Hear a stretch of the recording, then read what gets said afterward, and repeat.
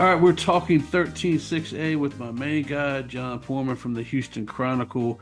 John, we've blown through the 5A districts, and now we're in the meat of where all our Houston teams are, which is in 6A, and starting with 13-6A, where there's been a lot of graduation going on, right? I mean, the player of the year, DJ Lagway's gone. Maybe Matoya's gone over at Woodlands. Heck, even Quano Farrakhan's gone. He's moved over to North Shore. The big defensive studs at Oak Ridge are gone.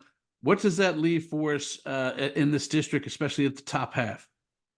Yeah, it's gonna be interesting. You kind of hit on all my talking points Yeah. there, but looking at Willis coming back, obviously you can't replace DJ Lagway, who's now at Florida. He was the National Player of the Year. You can't replace a guy like that. We may not see another quarterback prospect like that in the Houston area for a while. One of the best to ever do it. Obviously, the greatest player to ever come through Willis, arguably. There's a guy named Michael Bishop back in the day who was pretty good too. Won a Heisman Trophy and such. But certainly among that top tier of players to ever come through Willis, Lagway led the Wildcats to their best season ever. They went 12-1, reached the third round of the playoffs, and of course, there's no shame in losing to state champion DeSoto, which is where they finally met their match there. But just a fantastic season. And I think that momentum is going to carry over. Trent Miller, head coach Trent Miller, and his staff have done an excellent job since they took over that program. Not only putting kids in position to win, but developing talent as well. It seems like every year there's a new sophomore kid popping up that they're excited about, and I'm sure they've got plenty in the stable for this coming year as well. One of those kids is Jermaine Bishop, who really had a breakout season in 2023. He's one of the top players in the city, hands down. He's going to be a junior this next year. Offense, defense, special teams. He can return punts. I think had 5 interceptions on defense. I think he had like 17 touchdown catches as a receiver. So he's really a guy who's gonna make this team go this year. They're going to be reliant on him. We'll see what the quarterback position ends up like, but anytime you got a guy like Jermaine Bishop and you can get the ball in his hands quickly and let him do work, that's going to be really key for this Willis offense coming back in the post DJ Lagway era. As you mentioned over at the Woodlands, that offense is going to look a little different as well.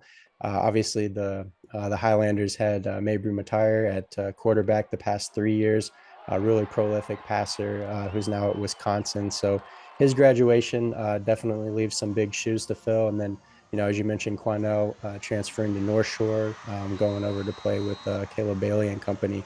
That's another big loss. He was an All Greater Houston first team receiver. Another guy like Jermaine Bishop who can really do a lot of different things. He played on defense and special teams as well as a returner. So that's certainly a big loss for the Highlanders there. But at the same time, the Woodlands is the Woodlands. They always seem to reload every year and be competitive. I think they've been in the playoffs like 25 plus seasons in a row. So I would certainly expect more of the same from Coach Jim Rapp and company over there.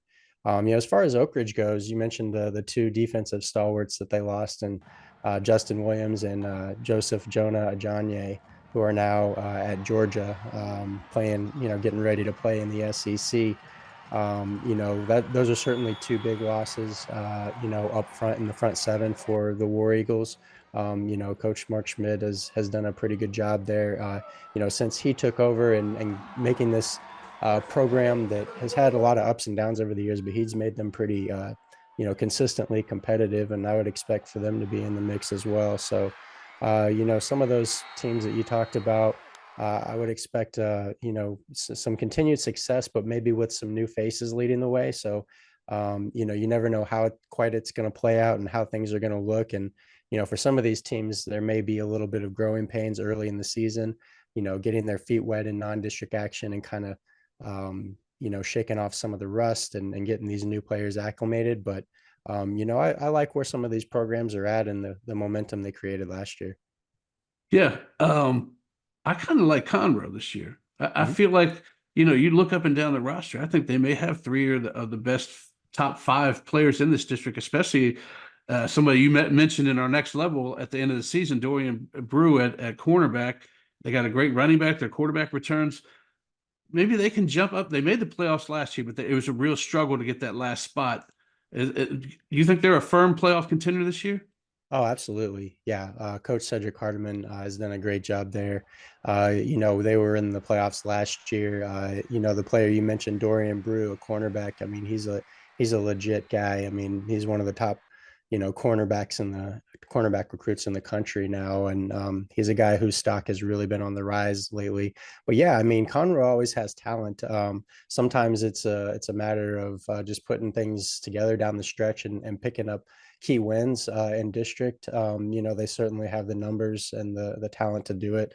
I think that they're really poised for another solid year as well. So yeah, for sure. I mean, they certainly showed that they can compete. I mean, 13-6A was fairly competitive last year, and they were right there in the mix, along with College Park too. Can't forget about College Park. They always seem to be in the mix on the fringe there. And then you look on further down the line. Grand Oaks has a quarterback in Grant Smith, who's kind of a fast rising prospect at the quarterback position, and I know they've got to be excited about him. So, yeah, I mean, when it comes to these 4 playoff spots, there's certainly going to be some competition, and wouldn't be surprised if it came down to the last few weeks of the season here. Yeah, it's going to be fun. And then, of course, there's always New Caney it's like 2 years away from their big season where Yeah. they went undefeated and went to the playoffs like that.